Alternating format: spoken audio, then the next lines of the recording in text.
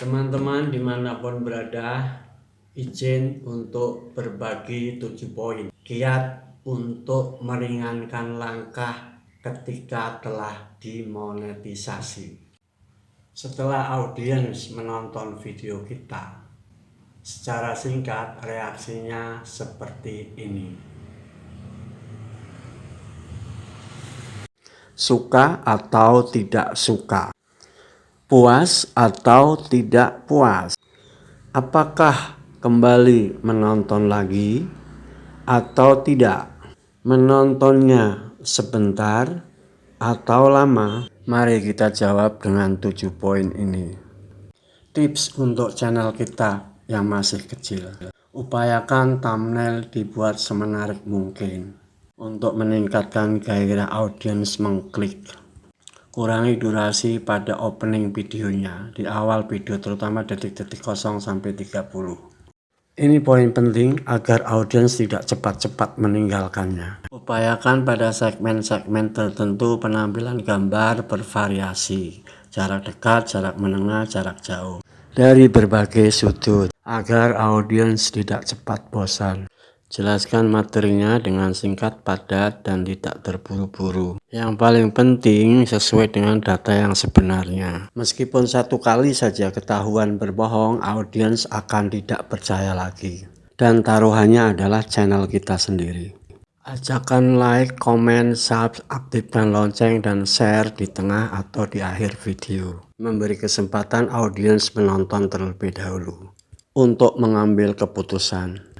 Atur durasi video sesuai dengan tema konten saat itu. Hindari bertele-tele hanya untuk memperpanjang waktu. Untuk menambah perhatian dapat dilakukan editing sederhana dengan memanfaatkan sedikit fitur efek pada momen-momen tertentu. Sebagai kreator channel kecil, sebaiknya kita membiasakan diri menanggapi komentar selambatnya 3 kali 24 jam. Memberikan komentar seperlunya sesuai dengan konten video yang telah ditonton. Tidak perlu kecewa berlebihan bila mana tidak dikunjungi balik. Yang perlu adalah koreksi diri sendiri. Ketika menonton video teman, ambil poin-poin manfaatnya, bukan hanya motivasi untuk ditonton balik atau di-sub balik. Kenapa? Agar kita tidak senantiasa memberikan spam. Penerima dan pembeli spam akan sama-sama terkena dampaknya. Terus berkarya sesuai dengan minat audiens. Senantiasa tebarkan energi positif. Dengan berkarya, kita akan lebih memahami sebab akibat dan akan indah pada waktunya. Optimis, uang akan datang dengan sendirinya. Perkembangan channel perlu waktu. Sejauh yang saya tahu bisa sebulan, 2 bulan, 3 bulan. Atau bahkan bisa di atas 6 bulan. Tidak perlu sering-sering memantau data analisis.